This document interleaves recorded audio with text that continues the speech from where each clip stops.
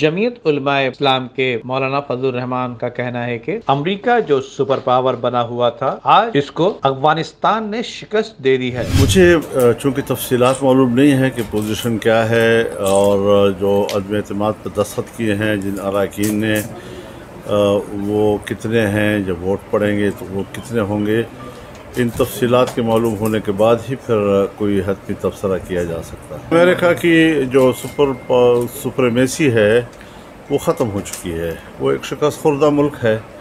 پورا ناٹو جو دنیا میں سب سے بڑا ایک دفاعی اتحاد تصور کیا جاتا تھا وہ شکست خوردہ ہے۔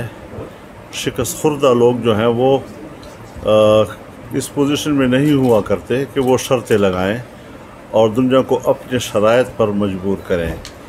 آپ جانتے ہیں کہ جب طالبان حکومت تھی 20 سال پہلے تو اس وقت افغانستان کے مسئلے پہ چائنا اور روس کی کوئی زیادہ دلچسپی نظر نہیں آ رہی تھی، لیکن اب ان کی دلچسپی بڑی واضح طور پر سامنے آ گئی ہے اور خطے پر ان کے کوئی ایسے سیاسی اثرات نہیں ہیں امریکہ اور مغربی قوتوں کے کہ وہ شکست کھانے کے باوجود بھی ہم پہ شرائط لگائیں اور ہمیں مغربی تہذیب کے معیارات پر مجبور کریں۔ جنگ تو یہی ہے کہ ہم مغربی تہذیب کے معیارات کو تسلیم نہیں کرتے۔